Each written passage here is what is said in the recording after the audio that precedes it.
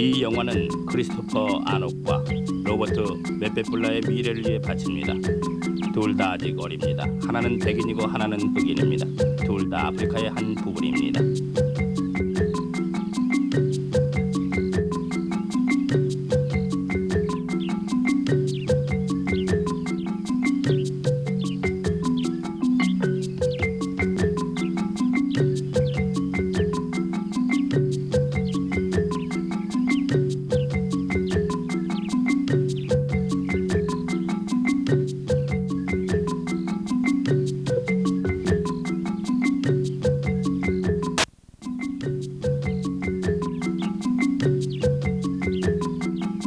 크리스토퍼 아노스는 아프리카의 자연 속에서 살고 있습니다. 주위에는 크고 작은 동물들이 있습니다. 그는 아버지 피터가 운영하는 개인 동물 농장에서 살고 있습니다. 동물들이 자연의 의도대로 자유롭게 돌아다니는 곳입니다.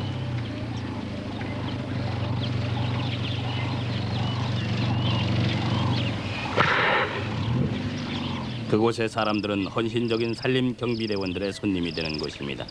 그들의 유일한 목적은 자연의 법대로 모든 걸 유지하는 것과 아프리카의 아이들을 지키는 것입니다.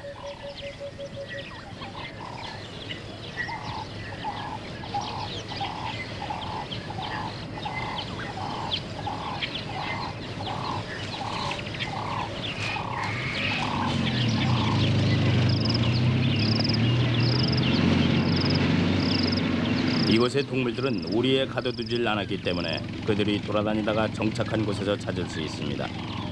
동물들은 성견 추적자들에 의해 찾을 수 있습니다. 지금도 생존하는 훌륭한 추적자들입니다. 이것은 전통적인 기술과 문화를 이어나가는 데 도움이 됩니다. 추적하는 건 이제 사라져가는 기술입니다.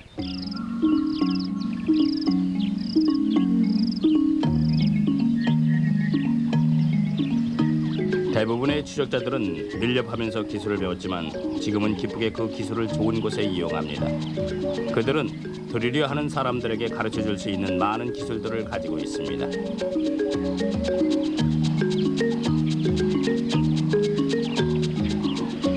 크리스토퍼 친구 로버트는 위너스 마타블라의 아들입니다. 그는 위대한 제임스 스티븐 해밀턴과 함께 일을 했었습니다. 크루거 국립공원의 초대 소장이었습니다. 동물들이 눈에 띄면 위치가 기록되는데 이것은 그들과 지역을 돌보기 위해 하는 작업입니다. 사자는 아프리카의 가장 큰 구경거리입니다. 지역을 지키는 건 수컷의 할 일입니다. 암컷들이 새끼를 낳고 사냥할 수 있게 보호해주는 것입니다. 수컷은 암컷이 배란기일 때 교미를 합니다. 그들은 3일에서 5일에 걸쳐서 최고 100관까지 교미를 할 수 있습니다. 3개월 보름 후에 새끼들은 태어납니다.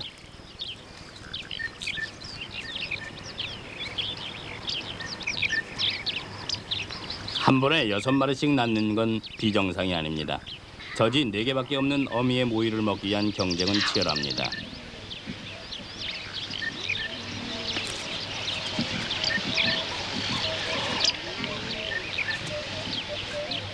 새끼들은 우유가 나오는 암컷이라면 다 가서 먹습니다.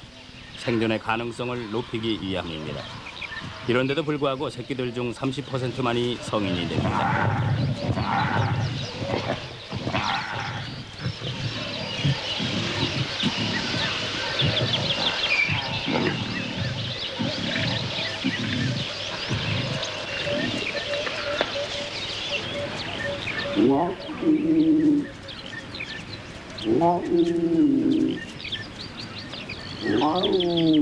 이 새끼는 뼈가 이상하게 되는 병으로 고통을 받고 있습니다.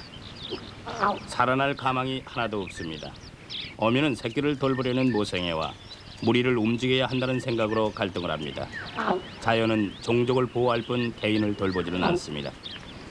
6주 후 새끼들은 아직도 모이를 먹긴 하지만 고기도 먹기 시작합니다. 3개월이 되면 젖은 띠게 됩니다. 이번 기린 사냥에서는 사자들 말고도 혜택을 누리는 자가 있습니다.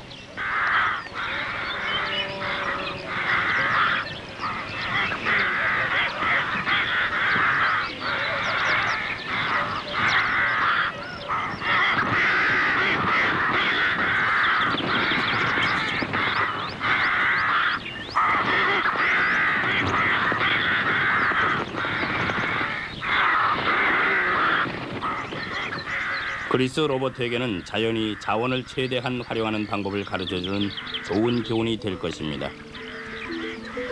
하이에나와 독수리들도 고기를 먹으러 옵니다. 이중으로 모서리가 가진 하이에나의 턱은 뼈를 으깨어주는 도움을 주기 때문에 다른 어느 육식동물들보다도 많은 걸 먹을 수 있게 해줍니다. 무자비한 살인자로 대부분의 사람들이 알고 있는 들깨는 생화과는 달리 육식동물들 중에서 가장 능력 있는 동물들 중 하나입니다. 무척 영리한 개들은 서로 협동해서 먹이를 쫓아다닙니다. 보통 알려진 것에 의하면 먹이는 추적을 당하게 되면 쇼크 상태에 들어간다고 합니다. 그래서 죽임을 당할 때 고통을 못 느낄 가능성도 있다고 합니다.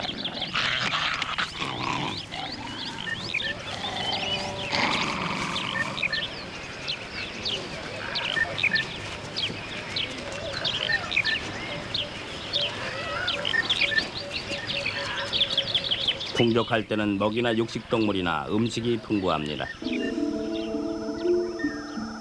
하지만 가뭄이 들면 동물들은 메마른 풀을 먹게 되고 얼마 남지 않은 물을 마시러 모여듭니다.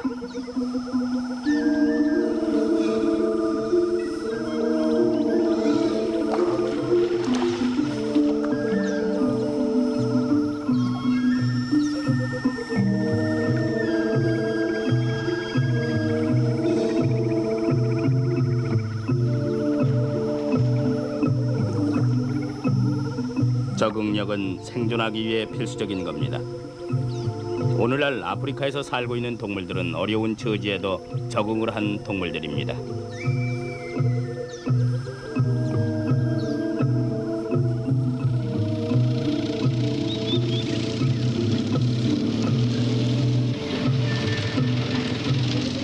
물이 다 말라갈수록 약해진 동물들은 진흙 속에 갇히게 됩니다. 산림 경비대원들은 사라져가는 동물들을 이 어려운 때에 빼내기 위해 가진 힘을 다했습니다.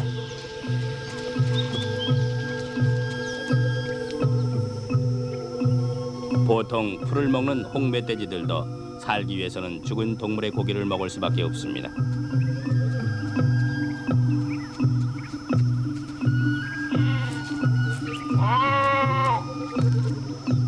그리스는 처음으로 물이 생명이라는 점과 아프리카는 잔인한 곳임을 알게 됩니다.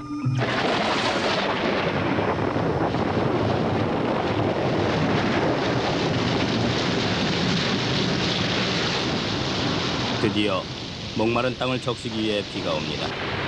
강들을 가득 메워서 삶은 원칙대로 돌아갑니다.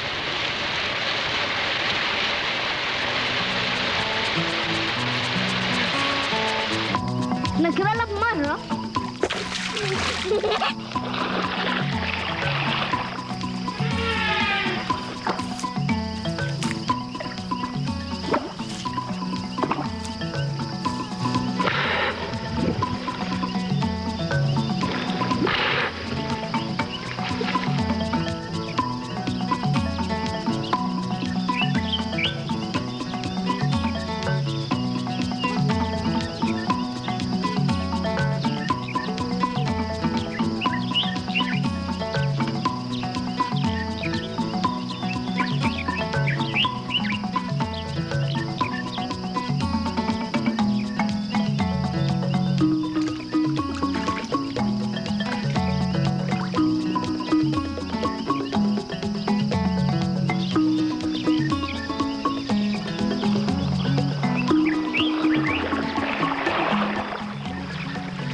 악어한테 물은 그가 1억 년간 살아온 환경입니다.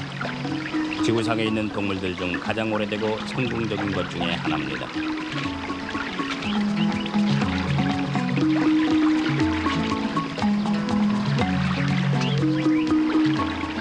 다른 모든 파충류와 마찬가지로 악어는 자신의 열을 조절할 수 없기 때문에 많은 시간을 태양 아래서 보냅니다. 그리고 입을 열면 공기가 안으로 들어가서 몸의 온도를 다시 내려줍니다. 하마는 강의 생태계 중 중요한 요소입니다.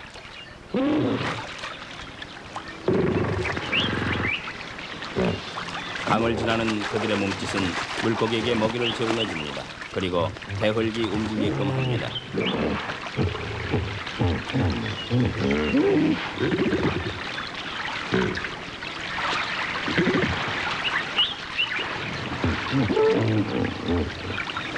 지역 경쟁이 심한 하마들은 지배력을 갖기 위해 심하게 싸웁니다.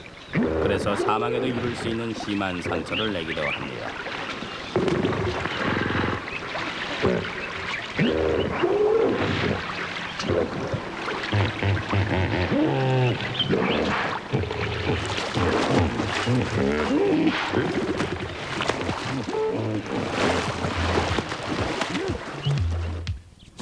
아프리카에 있는 풀과 습지대는 다른 어느 곳에서 찾아볼 수 없을 정도의 다양한 종의 동물들을 서식하게 해줍니다.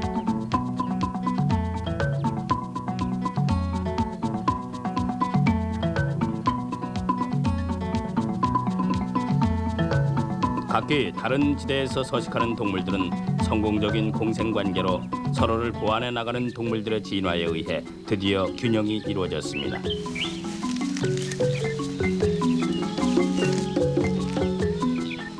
코끼리는 더 질긴 풀을 먹습니다. 야생 버팔로도 마찬가지입니다. 그렇게 해서 짧아진 잔디는 얼룩말, 임팔러, 홍멧돼지와 흰 코뿔소가 먹습니다. 각기 다른 단계로 인해 혜택을 입는 것입니다.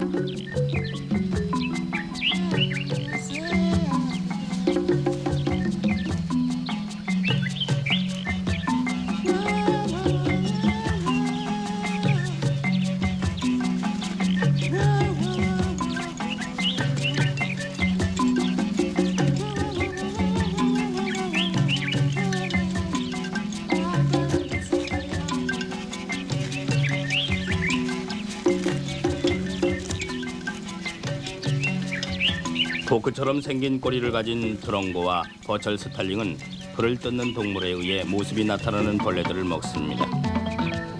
잎을 먹는 동물들 중에는 비슷한 높이의 잎을 먹는 것들이 있어서 먹이 공급을 최대한으로 활용하게 해줍니다.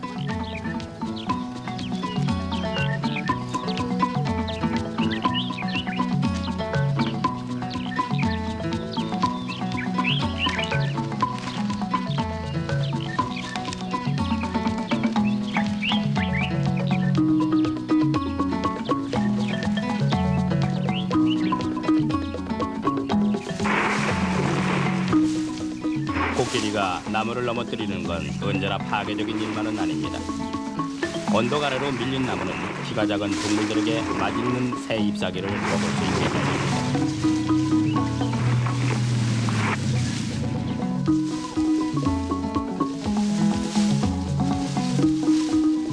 코끼리들은 이런 식으로 습지대에 길을 열어서 다른 동물들에게도 기회를 주게 됩니다. 넘어진 나무는 잔디의 색을 더욱 좋게 만들 수도 있습니다. 씨가 있는 부분을 보호해주기 때문입니다. 코끼리는 튼튼한 코를 가지고 있어서 나무 껍질을 벗길 수 있게 해줍니다. 그들의 다이어트에는 아주 필수적인 부분입니다.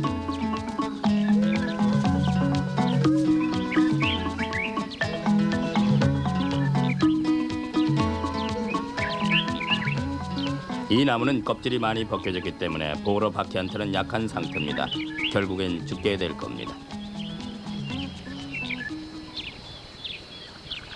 배설물을 통해서 내려진 씨들은 싹틀 가능성이 아주 높습니다. 이것으로 숲의 재생성 사이클은 완성되는 것입니다. 배설물 바퀴의 세계에서도 경쟁은 힘듭니다.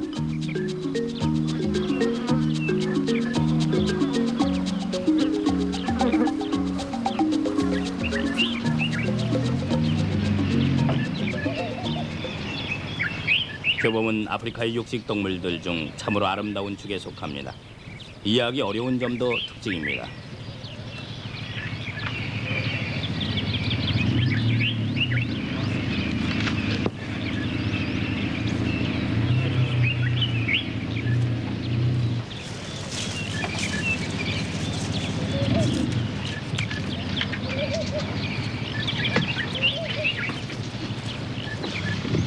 표범과 치타 사이에는 다른 점이 많습니다.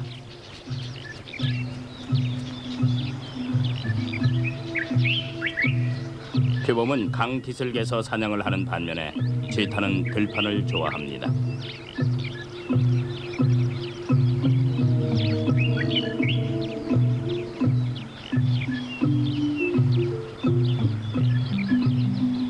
치타는 점이 하나씩 있고 눈물선을 따라 내려가는 검은 선이 있습니다. 표범은 얼룩무늬로서 꿰뚫어보는 듯한 사나운 눈을 가졌습니다. 치타는 달리기 선수의 신발에 있는 스파이크처럼 발톱이 나와 있습니다. 반면의 표범은 고양이처럼 들어가는 발톱입니다. 먹이를 들거나 나무를 오를 때 밖으로 나옵니다. 치타의 납작한 꼬리는 배 키와 같은 기능이어서 고속으로 달릴 때 방향 바꾸기가 쉽습니다. 표범의 꼬리는 길어서 나무 위에 있을 때 민첩하게 움직이게끔 균형을 잡아줍니다. 모든 고양이들은 깨끗하기 위해 핥습니다. 기생충 감염을 막기 위함입니다. 그래서 많은 시간을 핥는데 소비합니다.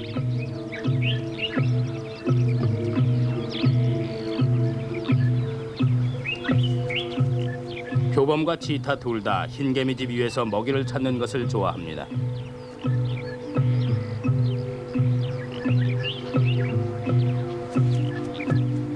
치타는 돌아다니는 구역이 많고 표범은 한 지역에 있습니다. 둘 다 자기의 구역을 표시하기 위해 냄새를 이용합니다. 치타의 울음소리는 새소리 같지만 표범은 거친 톱소리처럼 들립니다.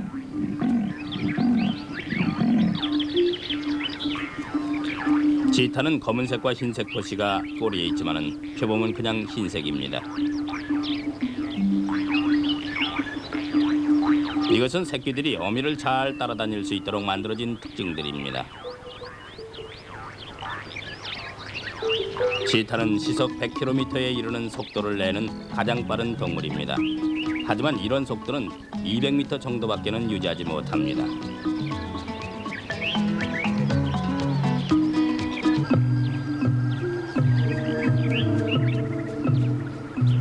그들은 노력을 성공적으로 하려면 먹이가 도망가도록 만들어야 합니다. 이 경우엔 멧돼지가 위험을 정면으로 보기 위해 뒤돌았습니다. 그럼 치타는 날카로운 뿌리에 다칠 수도 있기 때문에 공격하는 데 주저합니다.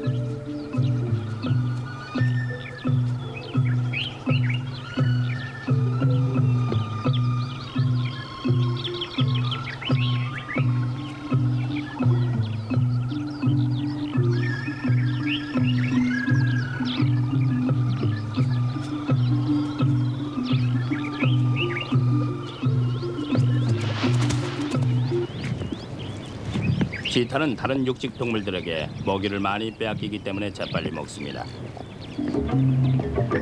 표범은 며칠 동안 편안히 먹기 위해 먹이를 나무 위로 끌고 올라갑니다. 다른 육식 동물들을 피해섭니다.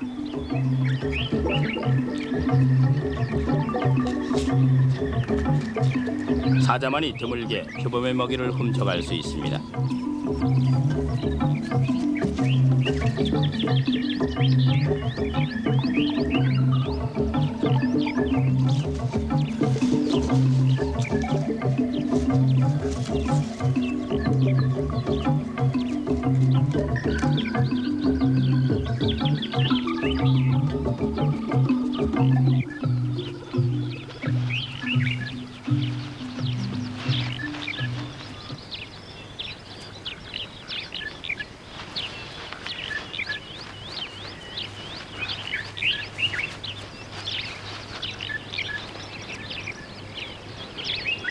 자연의 섭리는 잔인합니다.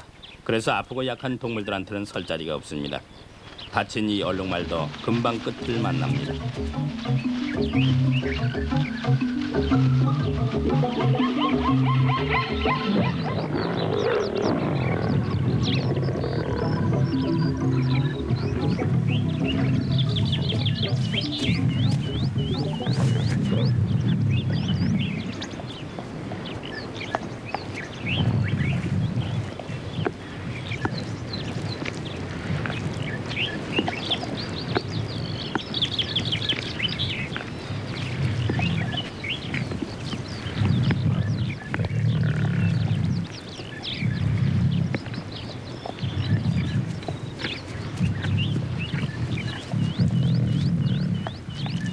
우리는 마지막으로 남아있는 아프리카의 야생이 어떤 미래를 맞을까 자문해 보아야 합니다.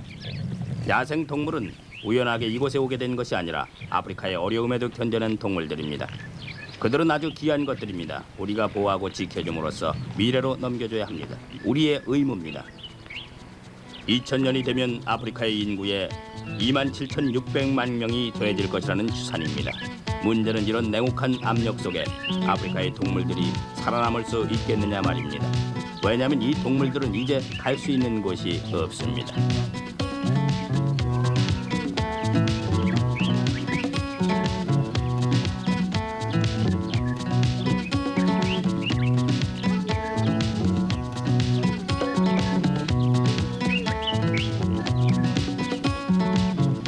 사람들은 아프리카의 야생 동물을 보고 배우기 위해 세계 각지에서 몰려들 것입니다.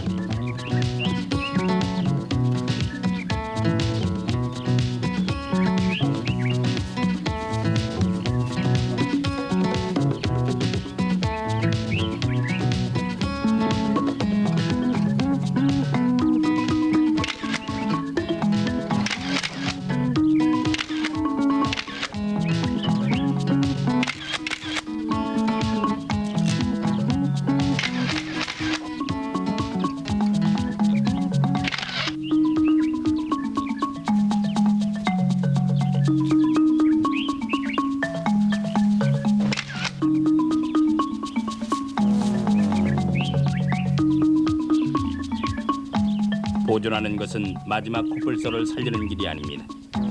모든 생물이 솟아나는 생태계를 보호하는 것이 길입니다.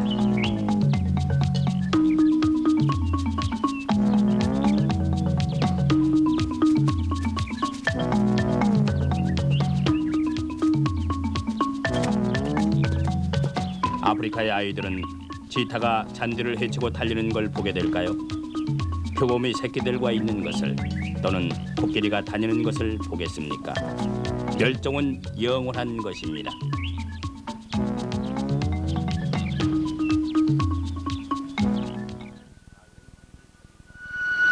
야생생물 사진 작가는 고도의 기술을 요하는 직업입니다. 지난 7년간 야생동물의 신비스러운 모습을 필름에 담아온 사진술의 대가 인 토마스의 생활 방식을 함께 해보기로 하죠.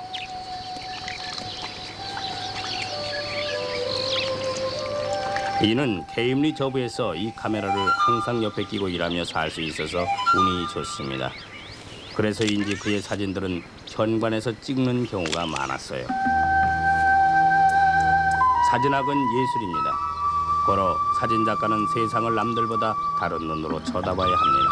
모양과 패턴의 아름다움을 인식해야 하며 무엇보다도 최고의 사진을 얻으려는 욕망을 갖고 있어야 합니다.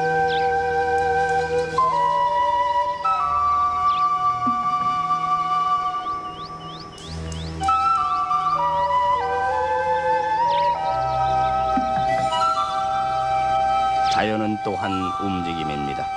카메라는 자유의 우아함을 영원히 간직할 수 있게 합니다.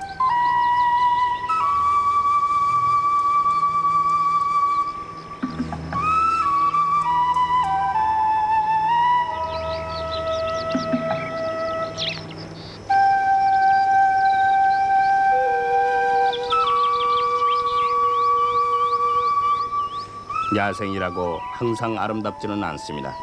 자연은 잔인하고 거칩니다. 그런 순간에도 극도의 아름다움이 있습니다.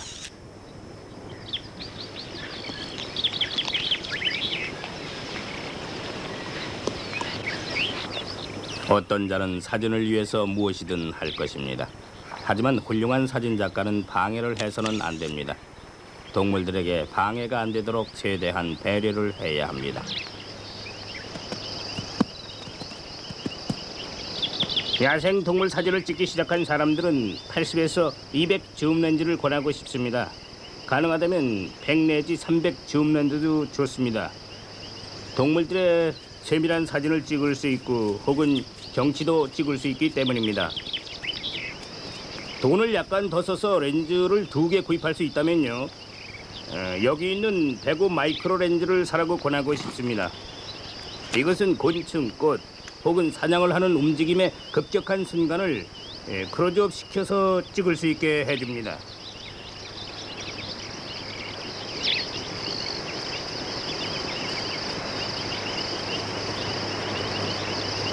렌즈 얘기는 300mm로 끝내겠는데요.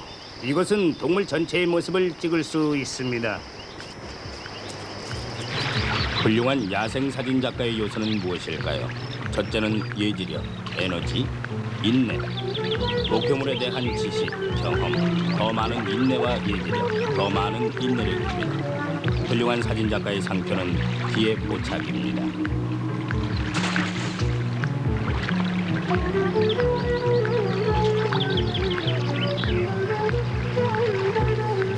이 불로 인해 야행성의 제네트는 나무로 기어 올라가게 됩니다.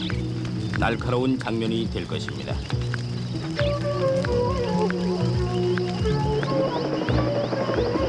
오늘날 사진 작가들은 사진을 찍는데 현대 기술을 이용해서 동물떼들을 따라다닐 수 있습니다.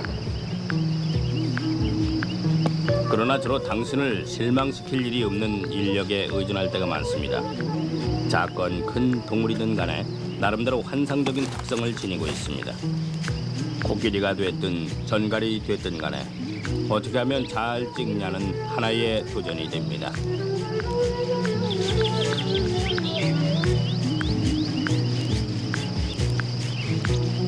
이렇게 하면 대상물을 잘 찍는 이치의 문제보다는 어떻게 빠져나오느냐가 더 중요합니다. 목숨을 걸 만한 사진은 없기 때문입니다.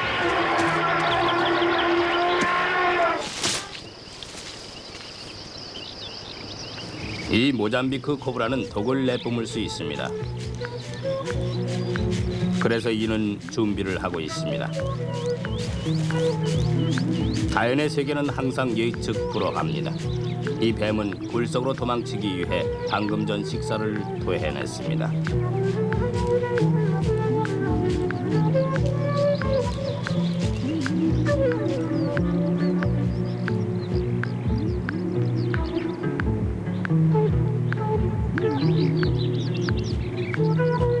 사진 작가의 직업병은 요통입니다.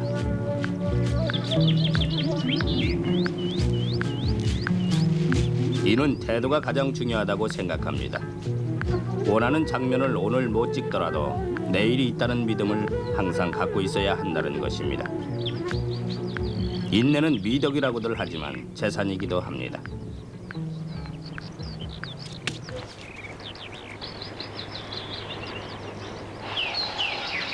사장되는 예술로 불리우는 추적에 대한 신화가 많습니다. 우리가 길거리에 광고판을 읽어내듯이 숙련된 사냥꾼은 자연의 발자취를 기가 막히게 읽어냅니다. 이 사람은 이 마을에서 가장 뛰어난 사냥꾼 필리어스 홀롱고입니다. 그는 어렸을 때부터 뒤따라 다니곤 했죠. 덫을 놓기도 하고 덫에 걸려 도망치는 동물의 핏자국을 따라다녔어요. 그의 아버지가 사냥 기법을 가르쳐 주어서 훌륭한 사냥꾼이 되었습니다.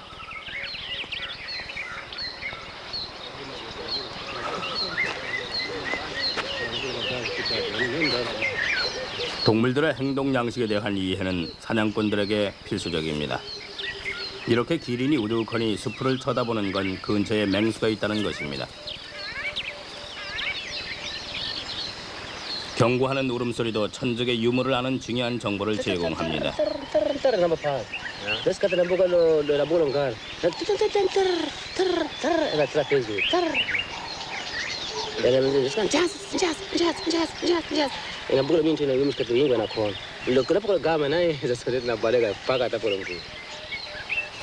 사진작가나 동물들이 꼭 오리라는 확신을 갖고 위치할 수 있는 것은 바로 물가입니다. 여기에서 물은 식량과도 같습니다. 진흙 속에서 뒹굴기도 합니다. 열을 식히려는 것이죠. 또한 동물들 몸에 있는 벼룩은 진흙을 묻혀 나무에 비벼댐으로써 제거할 수 있습니다.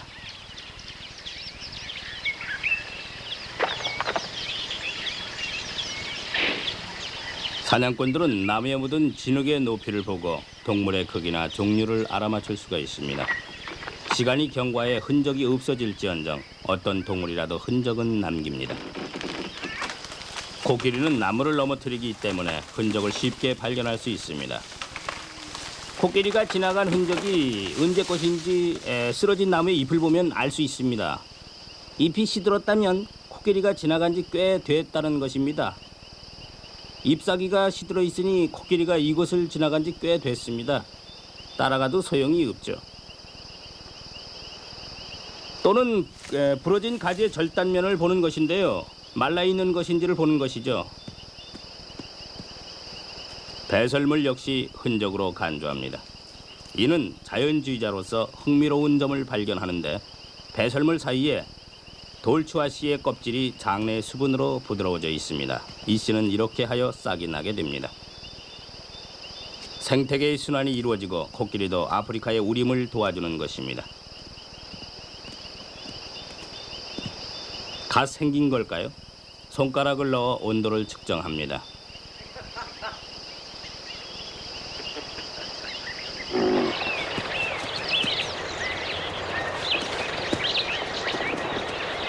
인간은 수백만 년 동안 사냥을 해왔습니다.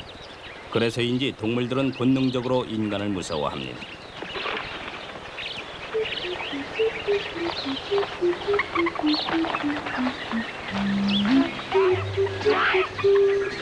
이는 흰개미 2개 모형을 만들어냅니다. 친근해 보이기 때문이죠. 배설물로 사람 냄새를 없앱니다.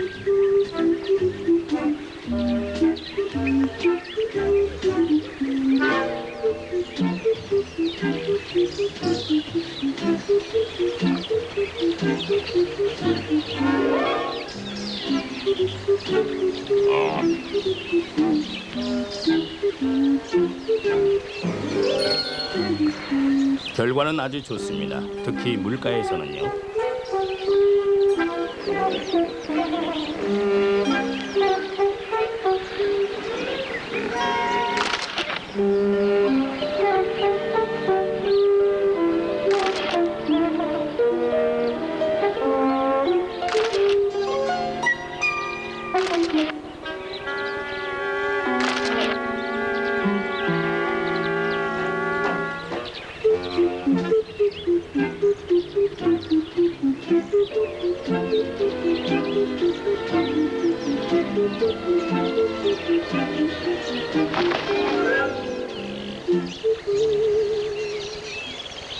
해가 지면 대부분의 사람들은 집으로 갑니다. 이내 하루는 이제 시작입니다. 자연의 풍부한 색채를 발휘할 때니까요.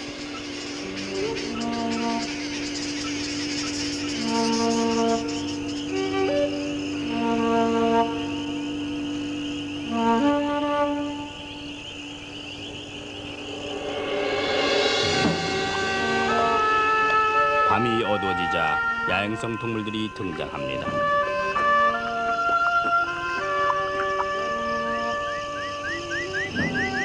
부끄러움이 많고 비밀스러운 동물들이 숨기 위해 먹이를 구하기 위해 간혹 모습을 드러냅니다.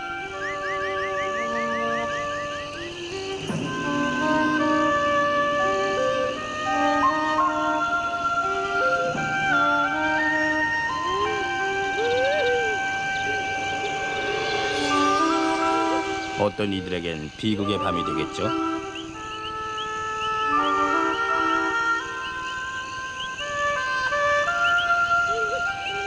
새끼 임팔러가 새끼 사자에게 잡히고 맙니다.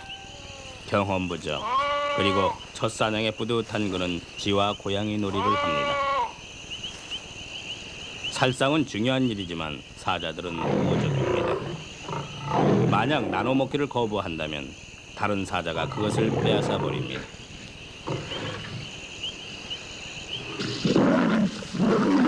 사자의 자랑은 힘이고 힘 자랑하면 사자죠.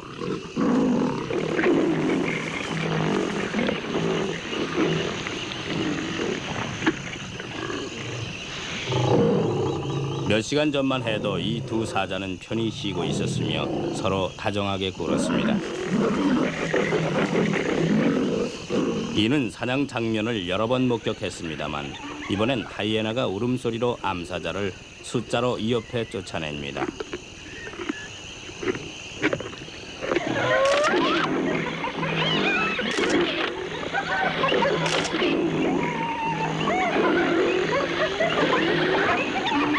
이니 끝까지 보고 싶지 않은 장면입니다.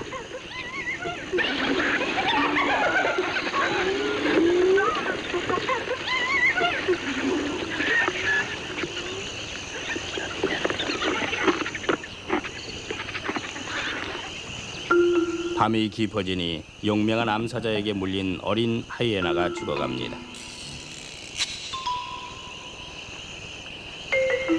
야행성의 표범은 다른 경쟁자들에게 먹이를 빼앗기지 않는 법을 알고 있습니다. 먹이를 나무 위로 끌고 올라가 편안한 마음으로 식사를 합니다.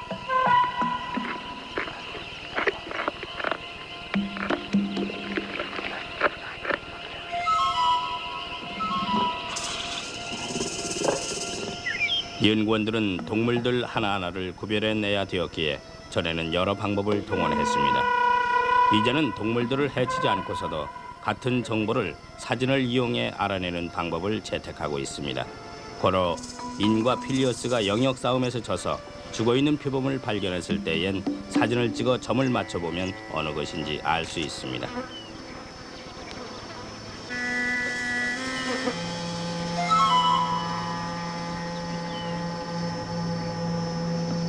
사진 작가로서 이는 사자를 특별히 사랑하게 됐습니다. 사자들은 경이로운 현상이라 봐집니다. 고양이라고는 하지만 300파운드나 나가는 암컷은 시속 65마일로 먹이에게 돌진합니다. 혹시 실수라도 인간에게 부딪히면 얼마나 치명적인 것인지 짐작이 가겠죠? 수컷은 500파운드 이상 나가며 발톱에 믿기 힘든 괴력은 어느 정도인지 생각만 해도 끔찍합니다. 이 거대한 몸짓을 하고서 유연하고 날렵하게 뛰는 모습을 보고 있노라면 야생 두려움, 아름다움 자체가 아닐까 생각이 듭니다.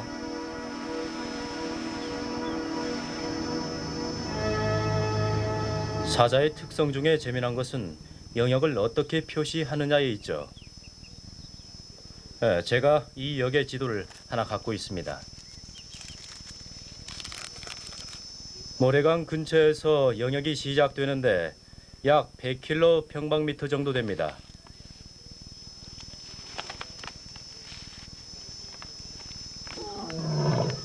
수컷은 자기 영역을 끊임없이 순찰하는데 다른 어떤 사자의 침범도 허락하지 않습니다. 그 이유는 먹이 경쟁과 새끼를 보호하려는 데 있죠. 영역의 우두머리는 수컷들입니다. 이는 1977년부터 한 영역의 제왕의 모습을 찍어놓았습니다. 어떤 사자는 몇 주간 왕위를 지켰지만 3년이나 왕위를 지킨 이 험상궂은 독재자도 있습니다. 사자들은 하루에 18시간이나 휴식을 취하게 되는데 그 이유는 사냥과 새끼를 키우느라 에너지 소모가 크기 때문입니다. 배를 드러내어 식히고 혀를 내놓고 숨을 쉬어서 공기로 입안의 혈관의 열을 가라앉힙니다. 이래서 체온을 식히는 것이죠. 수컷이 암컷의 소변을 입안의 제이콥슨 기관을 이용해서 그녀가 발정기인지를 확인하고 인상을 씁니다. 3일에서 8일간 교미가 이루어지는데 48시간 내에 무려 100번 이상의 관계를 가질 수 있습니다. 이 기간 후에는 다시 사냥터로 나갑니다. 수정 확률을 높이기 위해 암컷은 이렇게 눕기도 합니다. 그 후엔 재미있는 현상이 일어납니다. 3개월 반 후에 새끼가 나오면은 어떤 수컷은 허락을 받아 사냥을 나가게 되고 남은 암컷은 새끼를 돌보게 됩니다.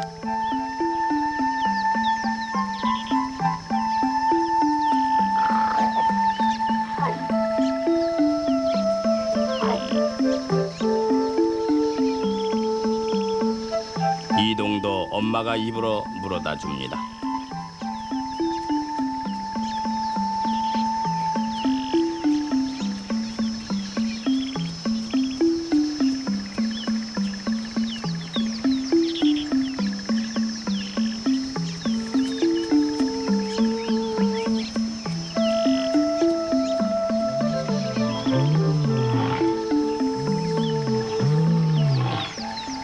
우두머리 수컷이 이 기간 동안 방랑하는 다른 사자에 의해 죽거나 쫓겨나면 새로 왕대에 오른 사자는 새끼를 죽이고 심지어는 먹기도 합니다. 이래야 암컷이 그를 받아들이게 되고 자신을 섬기게 되는 것입니다. 암컷은 한꺼번에 6마리를 낳을 수 있고 이 6마리는 태어나자마자 4개의 젖을 두고 경쟁합니다. 생존을 위해 모유가 나오는 어떤 암컷에게도 붙습니다. 털갈이를 한 번 한 후 이제 어른들과의 경쟁이 시작됩니다.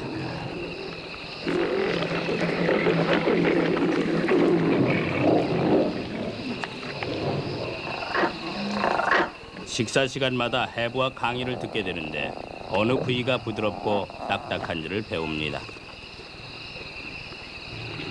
간은 사자에게 야행의 시력을 갖게 하는 비타민 A를 제공합니다. 빛에 예민한 눈은 눈 아래 하얀 선이 있어 빛을 더욱 반사해냅니다. 눈동자도 클 뿐만 아니라 축소 확대가 빨리 되는 동공이 있습니다. 먹이를 먹다가 부상당한 새끼는 죽게 됩니다. 자연의 선택의 결과는 이런 장엄한 사자입니다. 우연히 암컷은 수컷의 크기를 돋보이게 할 뿐만 아니라 싸울 때의 응원도 합니다. 꼬리 끝에 짙은 털과 귀 뒤의 털은 새끼들이 어미를 따라다니는 데 도움을 주고 협력하여 사냥할 때도 도움이 됩니다. 여러 약탈자들의 사냥 기술을 비교해 보도록 하죠. 치타는 엄청난 속도로 먹이를 때려잡을 수 있는 넓은 초원을 선호합니다. 작은 머리, 긴 다리에 유연한 척추 회전을 도와주는 가죽과 같은 꼬리가 이 동물로 하여금 지구에서 가장 빠른 동물이 되게 해줍니다. 시속 100km까지 나갑니다.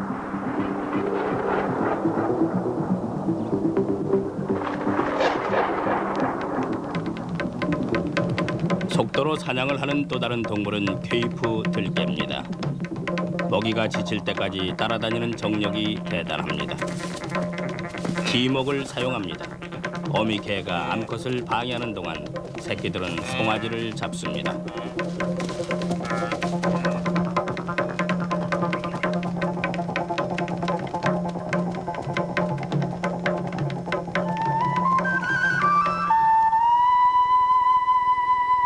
사자가 치타만큼 날렵하진 못해도 단거리 경주에는 강합니다. 그러나 오래 달리게 되면 속도가 떨어지므로 먹이들은 도망칠 수 있게 됩니다. 사자는 생명이기 때문에 얼룩말과 땅을 구별하지 못할 뿐더러 한 마리에 집중 공격하는 것도 그에게는 어려운 일인 것입니다.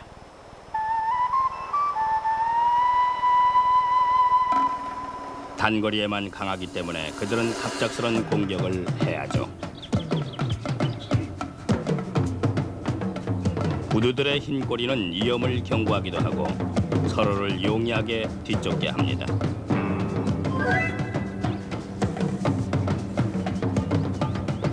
때로는 사자들이 사냥감을 쉽게 못 구합니다. 기아로 수가 감소됩니다.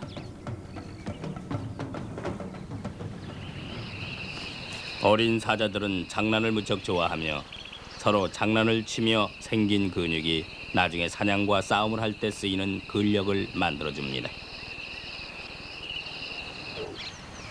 우두머리 수컷에게 힘을 못 당해내면 결국 다른 수컷들도 굴복하고 맙니다.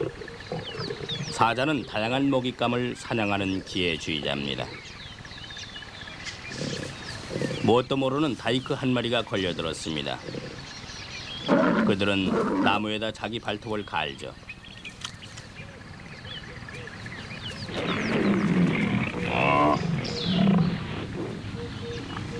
그들의 주요 무기는 이빨입니다.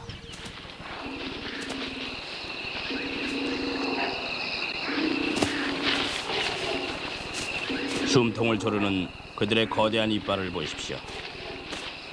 동시에 뇌로 피를 보내는 혈관을 끊어 되도록이면 빨리 죽게 합니다.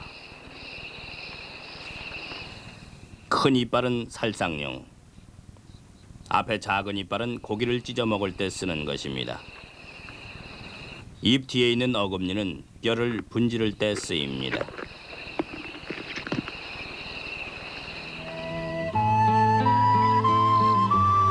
최근 7년간은 인에게 가장 만족스럽고 기쁜 기간이었습니다. 지구를 공유하는 생물체를 존경하게 되었습니다. 극소수가 볼 수 있는 것을 관찰했죠.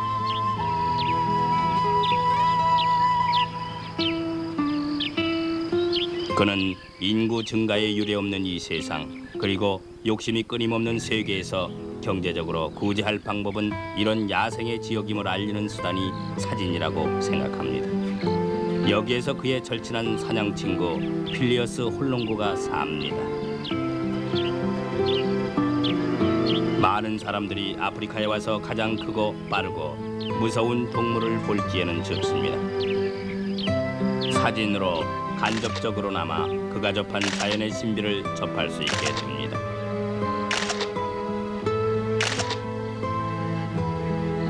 이는 자기 사진들이 야생 동물, 야생지, 전통 문화를 이해하는 태도의 변화를 주었으면 하는 바람입니다.